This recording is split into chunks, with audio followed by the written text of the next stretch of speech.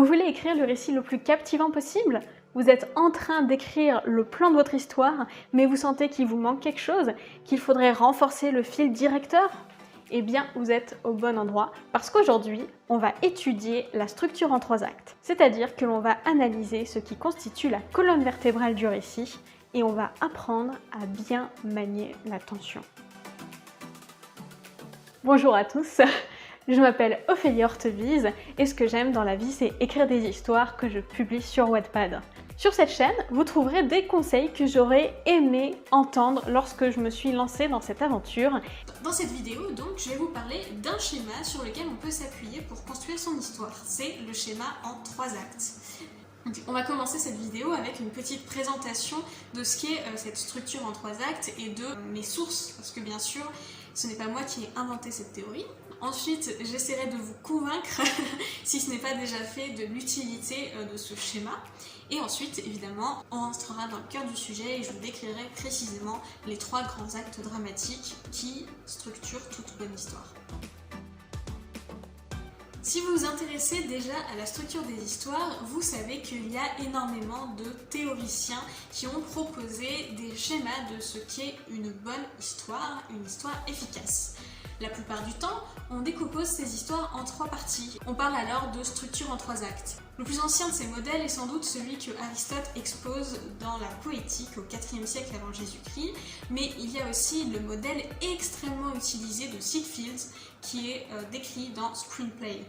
La célébrissime anatomie du scénario se distingue d'ailleurs de ces grands exemples parce que John Truby propose de décomposer une histoire archétypale en 7 points.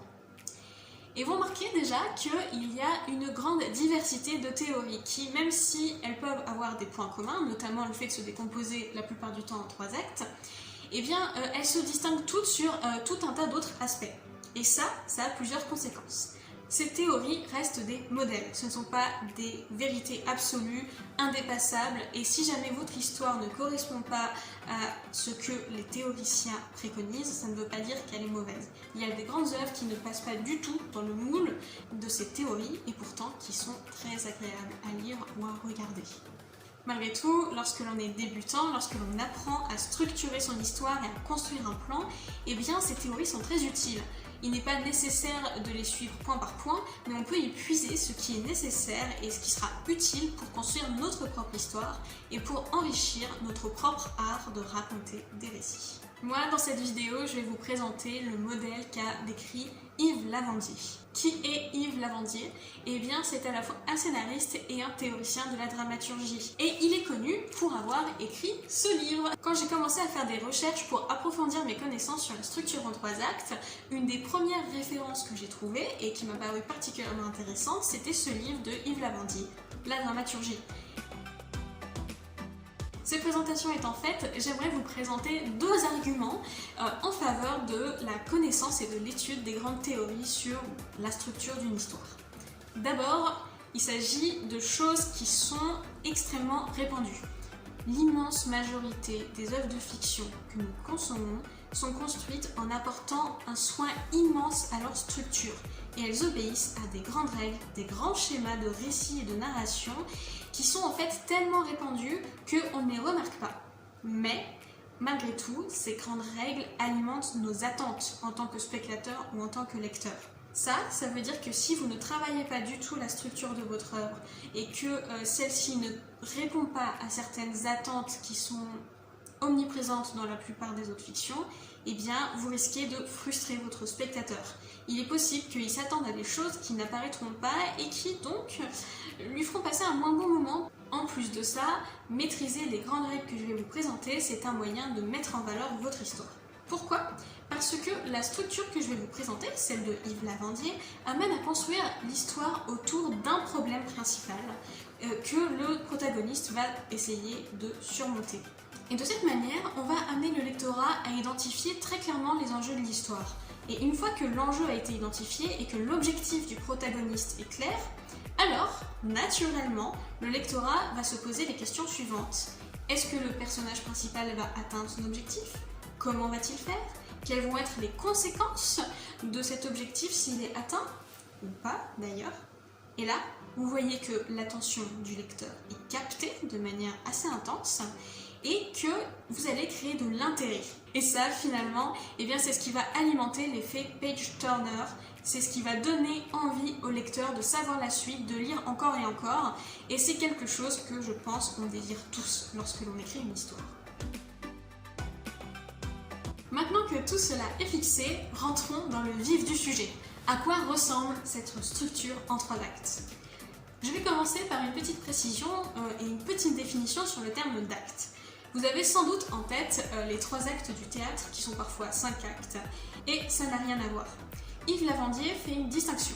Il dit les 3 actes du théâtre, ce sont des actes logistiques.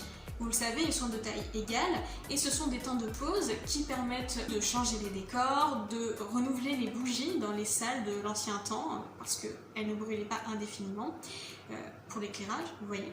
Et puis c'était aussi le moment où on changeait de costume parfois. Là, on parle d'autre chose. Il s'agit des actes dramatiques. Et la différence principale entre les actes dramatiques et les actes logistiques, c'est qu'ils sont fondamentalement déséquilibrés. Et oui, les 3 actes de votre histoire ne font pas du tout la même taille. Yves Lavandier propose une petite estimation. Il dit que le premier acte doit faire à peu près 20% de l'histoire, le deuxième acte 75% de l'histoire et le troisième acte 5%. On est donc sur une structure très déséquilibrée. Pourquoi est-ce que le deuxième acte est aussi important? Eh bien parce que c'est lui qui constitue le cœur de l'histoire. Je vous explique. Pour Yves Lavandier, ce qui donne l'unité à l'histoire, ce qui va organiser toute sa structure et donner sa force au récit, c'est que l'histoire traite d'abord et surtout des tentatives du protagoniste d'atteindre son objectif. Et là, le terme d'objectif est à prendre au sens très large. Par exemple, dans une romance, l'objectif c'est de se mettre en couple ou bien en tout cas de faire rendre amoureuse de soi la personne que l'on aime. Vous l'avez compris, le deuxième acte, c'est l'acte le plus important parce que c'est l'acte de l'action. C'est le moment où le protagoniste essaye d'atteindre son objectif. Il s'ouvre donc au moment où cet objectif devient clair aux yeux du lecteur. Attention, l'objectif peut être déjà très clair pour le protagoniste dès le début de l'histoire, mais c'est vraiment le moment où le lecteur comprend quel est l'objectif que l'on a un basculement dans le deuxième acte. Et ça montre à quel point cet objectif doit être clair et clairement exprimé.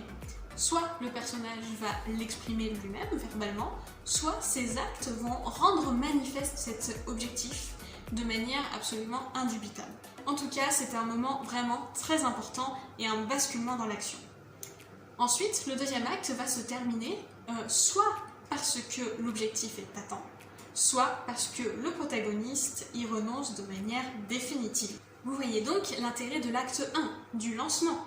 C'est un moment où on va présenter les protagonistes, où on va planter le décor de l'intrigue et où on va exprimer les enjeux. En fait, un des objectifs principaux de ce lancement, c'est d'amener le lecteur à comprendre pourquoi l'objectif du protagoniste est important. Et aussi, évidemment, qu'est-ce qu'il risque s'il ne l'atteint pas. Dans le troisième acte, l'acte de la retombée, on voit les conséquences de tout ce qui a précédé. On voit ce qui se passe une fois que le protagoniste a atteint son objectif ou qu'il y a renoncé définitivement. Et ça veut dire que le suspense a considérablement décru. Donc il ne faut pas étirer en longueur ce troisième acte trop longtemps. Au contraire, il faut qu'il reste concis. C'est pour ça qu'on propose de faire un troisième acte qui ne corresponde qu'à 5% du total. Le troisième acte sert surtout à répondre à la question « Que va-t-il se passer maintenant que l'objectif est atteint ?» ou abandonné. À l'intérieur de cette structure, il y a encore 2 moments qui sont des moments clés et très importants dans la construction de votre histoire. Le premier, c'est l'élément déclencheur. Attention, l'élément déclencheur n'est pas celui du basculement dans le deuxième acte. Parfois, le basculement dans le deuxième acte et l'élément déclencheur peuvent se confondre, mais ce n'est pas toujours le cas.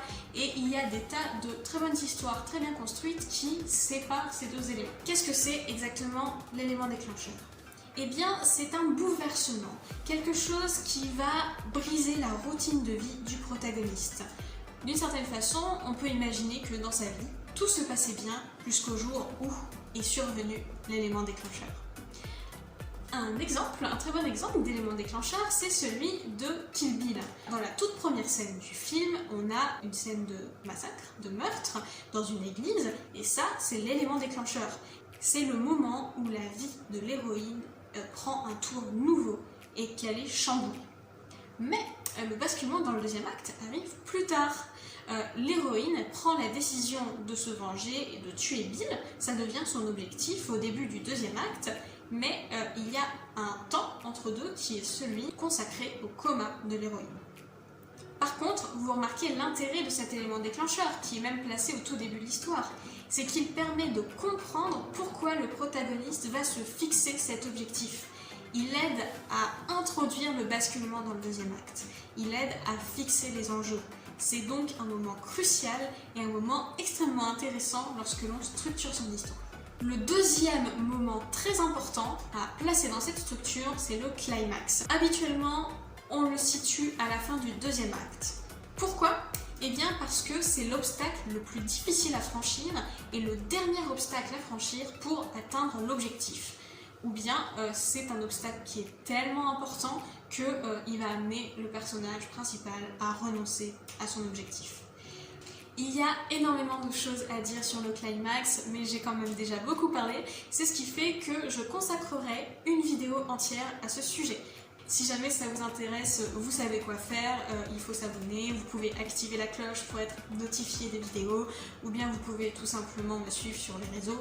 Faites comme vous voulez, mais sachez que ça viendra. En tout cas, avec tout ça, je crois qu'on a déjà une excellente base de travail. Le cœur de l'intrigue, c'est les tentatives du protagoniste pour atteindre son objectif. Tout doit être construit autour de cet élément-là. Et si vous le faites, vous aurez sans doute une intrigue très bien structurée. J'espère que cette vidéo vous a plu. N'hésitez pas à me le faire savoir si c'est le cas, vous savez comment faire. Et nous, on se retrouve très bientôt pour de nouvelles vidéos d'écriture qui, je l'espère, vous intéresseront tout autant.